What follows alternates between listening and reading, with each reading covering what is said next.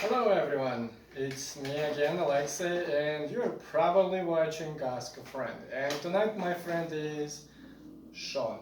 Shawn, could you please tell our listeners and whoever watching, who are you? Um, my name is Shawn, of course.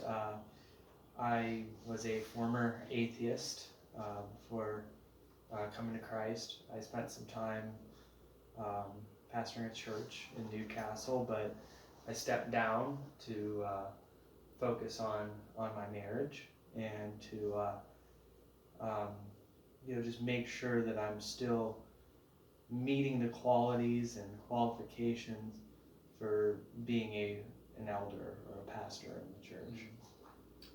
He's so far doing very good. But the reason why we are meeting today is um, I think not only America in the United States, but the whole world has a problem called suicide. And Shawn is the one who actually was thinking about committing it. And okay, just give you some numbers. Just here in the United States, up until 2018, there were almost about 50,000 committed suicides. That's a huge number.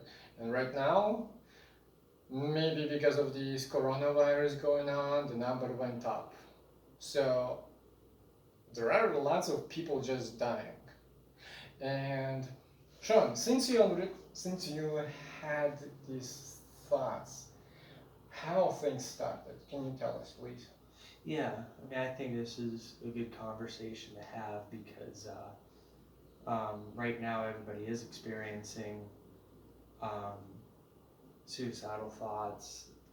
There are people who are battling depression, a lot of pressure from unemployment, people being laid off of work.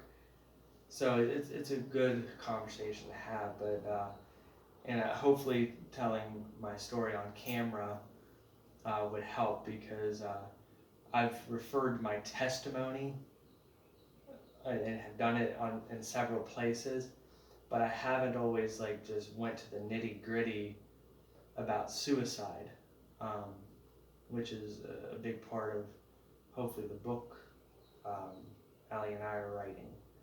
But how this all happened, or how I started having suicidal thoughts um, and desires, well, that happened whenever I was an unbeliever. I was not a Christian at the time, and it was kind of a slower process because I was in college or in high school um, when it happened and when I attempted to commit suicide. Um, but whenever I was younger, what kind of started me down that kind of path was Yeah. I grew up in Christian in a home that was not really Christian. It was just sort of go with the flow with religion. My mom was a non-practicing Roman Catholic. My dad was just kind of whatever when it came to it. He says, if you want to believe in Jesus, believe in Jesus. Believe in Allah, believe in Allah. So I didn't really grow up with a firm foundation for faith or a firm foundation for a belief in God. God was kind of there, but God was kind of in the background, God was in the background of a dusty Bible or pictures on the wall or pictures of Jesus on the wall or things like that. So religion wasn't really a big part of how and why this ties into suicide is um, I didn't have any context really for the meaning of life. All I knew, my parents grew up on, my parents were on welfare. My dad, he had a good job when we lived in Florida. He was a plumber, and he would bounce around from job to job, but he had a good job. And as far as I knew as a kid, things were pretty well off. We were pretty good financially. And suddenly we upended and uprooted to Newcastle. And when I was in Florida, like I had a best friend that I saw all the time. He was my total best friend. We were planning on going to the same school together, but then didn't. And then when I went to school in Newcastle in 6th grade, I was thrown into a new environment. And I was the new kid, so I was kind of picked on, bullied, that kind of thing.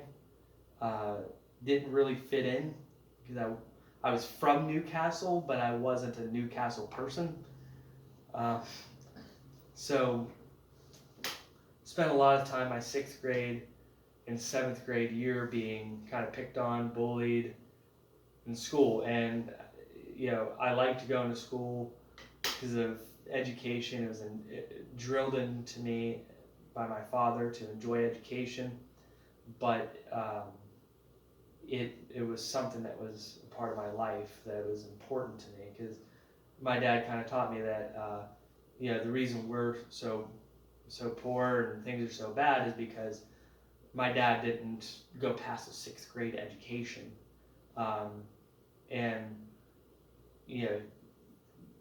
and I was kind of taught that's the way you get out of things. But my dad, he went on the welfare. My mom and dad both, because my dad had disabilities, hardships. My dad couldn't work anymore, so that demeans a man when he's not able to work. It makes things harder in a household. My dad was feeling constant pain, and really, I would say probably my dad was pretty negative towards life in a way, so that shaped things. Other things that happened was just seeing sickness happen in my household was hard. But then my grandfather passed away. And when my grandfather passed away when I was in 7th, 8th grade, he was like my closest friend, I would say. He was my grandfather. He was the one doing things with me. I was in a new city and in Newcastle. You're not really trusted to go wandering around in the 7th grade. So the only place I could really go is stay at my aunt's house, where we lived in one bedroom for a little bit, or my grandparents. And I, for the most part, always chose my grandparents because my grandparents had cookies and things like that, and my grandpa would do things with me. But then when he passed away, I was first faced kind of with the reality of death. And it was hard, understanding like someone that I didn't have my whole life because of living in Florida, and I finally get a chance to really spend time with my grandpa and have a real relationship with him, not just getting a card in the mail with $25, $50, $100 in the mail every year, but a real solid, tangible relationship that was taken from me by this. So then I was bullied in school some more, and one kid who was rather cruel, who was, I kind of saw a lot of the people as religious in Newcastle because there's a lot of Catholics. A lot of people were doing Lent and doing different religious activities, and I didn't know much about it because I didn't really grow up in even a Catholic context. But I remember the same kid, saying he was giving up this or that for Lent, telling me that your grandfather died to get away from you. So it created kind of a downward outlook to my life. I knew this wasn't true, but just seeing how cruel people can be shaped a real cruelty to the world. I didn't have a really positive view of the world, and I thought in a school where I'm not really invited to things, it's better for me to just be quiet and just not talk, because then I won't get picked on or won't say something stupid or say something dumb or get made fun of for saying the wrong thing. So I or don't really try to play on a basketball team or things like that because you're not going to do as well as the next guy, or wanted to play football and my asthma got in my way. So things just kind of weren't the best. Um, you know, didn't really have the nicest clothes, so to speak. So what led up to me committing suicide? I met a girl that I liked. She was the best friend of my cousin Sarah, and I was attracted to her. And I always wanted a girlfriend, and she had a hard life, and I was like, I could help her. I could be a good guy, kind of thing. I could try to be the best guy, and I never understood this. I was a year younger than her, and she liked men who were older, but the men who she liked treated her like garbage, kind of thing. And I never understood like why people fell for people who are awful people. My grandmother died as well, so there was more death there. But then this girl, who I put a lot of my heart into, a lot of my time, I finally told her that I had feelings for her, that I liked her, after a boyfriend broke up with her and that I wanted to date her. Gave it a little bit of time, and then I told her that I'd like to be her boyfriend. And she said, I'm just not ready. I think of you as kind of a brother, and I want to stay out of the dating thing for now. And then she ends up dating a guy a week later. So I was like, well, why couldn't you just tell me the truth? So I saw the world as kind of deceptive, cruel, losing family members. My father pretty much being depressed a lot in the household, my mom being depressed, lot of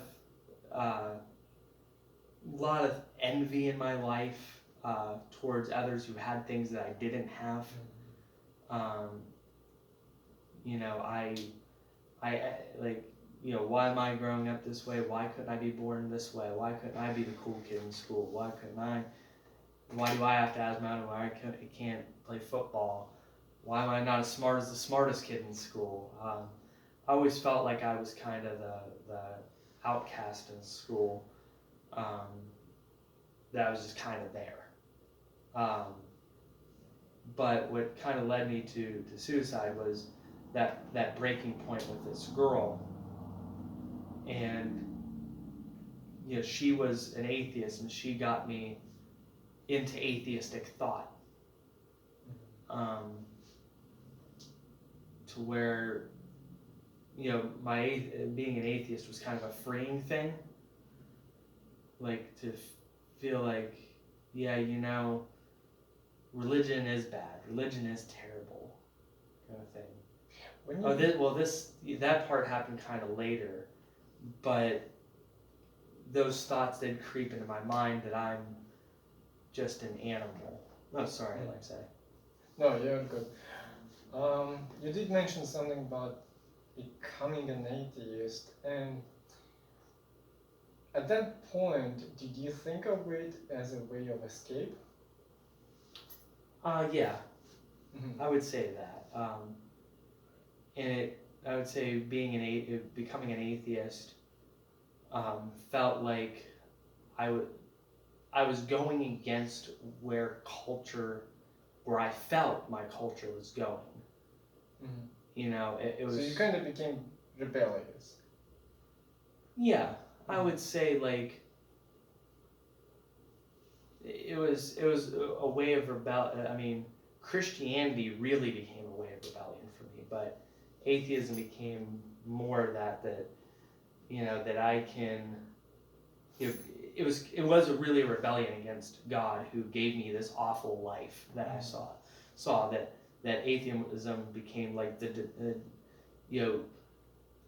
I remember saying that God doesn't make my life any better anyway, so why believe in God? why do we have picture? Like, what's the point of believing in a God? And we have Bibles on our dressers that collect dust. I never understand a sermon if I ever heard it. I don't, you know, the world sucks anyway. So why should um, why should I live? And I remember this girl bringing up that when you die, you die. You're done. Nothing. And that felt nice for a time, to go into an area of unknown rather than the issues that I was facing at the time. It felt better, at that point where I thought, well, anything has got to be better than this. And keep in mind, like, some people might listen and say, listen, buddy, your life probably wasn't that hard. Back in my day, we had it harder. Or I've met people who've had much harder lives than me. Like, I'll admit that one guy that I knew, he was in Iraq and has PTSD, and he watched his friend die before his very eyes. And but the whole encompassing worldview was, this world doesn't provide anything good for me. I'm not happy. I don't have the things that I want. I lost out on things that I felt like I deserved. God should have gave me better. I don't deserve this. And I felt like, the only solution that I had was suicide, because I had a friend who was another girl who was a friend of my life who I know cut herself and committed suicide, and I was like, oh, I'd never do that to my parents, or I'd never think about that, but secretly I was thinking about my death a lot. While I was in school, I was constantly thinking that, being dead would be better than being here. There were days when I was picked on in school where, I brought my Ben Roethlisberger card. I got it signed because it was my first Ben Roethlisberger, and this guy said it was the only thing I had left of my grandfather. And Ben Roethlisberger signed, and I told him this is the first football card I ever had. My grandfather gave it to me before he died. And Ben Roethlisberger was very nice to me. So I'm kind of upset that Governor Wolf was giving him slack for just joking, but apart from the politics of it, for getting a haircut. But Ben Roethlisberger was very kind towards me, which was like a slight glimmer of hope in my life. But a guy threatened that he would want to steal my first football card that my grandfather gave me. Oh. So that was something. It's just things that were hard that led up to me wanting to commit suicide. I didn't have a worldview that provided me absolute hope. I didn't have a worldview that provided me absolute love and care. My parents loved me to death. My dad loved me. My mom loved me. But I just didn't have any philosophical foundations at all. I did not have any spiritual things. The two things that family didn't talk about was politics and religion. That's what I was taught every Thanksgiving and Easter. But because of the lack of talking about religion and the lack of talking about real substantive matters, life, death, good, evil, right, wrong, things of real substance, real knowledge, I didn't have any grounding for things. And then when atheism atheism came along and kind of became my first savior, it felt better. But atheism came a bit, kind of during the suicidal process and then after. But what led me up to the suicide, I would say, is being bullied, picked on, not seeing any sort of value in myself, not being the best or brightest or smartest or things like that. Always just not having a positive view of who I am. And then, facing what everybody faces in life, though. Like, we all have to face death and all have to face evil and all have to face things. But I wasn't given any of the tools to confront it. Mm-hmm. So you were kind of left by yourself. Yeah. I spent a lot of time in my room, just wanting to be left alone. Mm-hmm. Did anyone try to contact you or connect with you? I mean, my parents would. I don't think they had. My parents didn't have any idea that I was thinking about suicide. Mm-hmm. I don't think anybody had any idea that, because I kept that kind of stuff secret. I remember when I was in school, I would draw on my hands, like, and erase it and do things. And I remember guidance counselors would bring me in Newcastle and ask me if, I've ever felt like harming myself, or if I ever felt like killing myself, or things like that. And I lied to them. I'll admit, I lied to guidance counselors. I lied to people. Are you facing depression? And I was like, I just said things like, I don't really know what that means. I was just drawing on my hands. But really, I was living things out, dealing with life through things. I wouldn't cut myself or anything like that, but I would inflict purposeful pain mm-hmm. on myself through jabbing myself with pens or punching myself, or because it's kind of like that one of the secular songs I listen to, rather feel pain than nothing at all.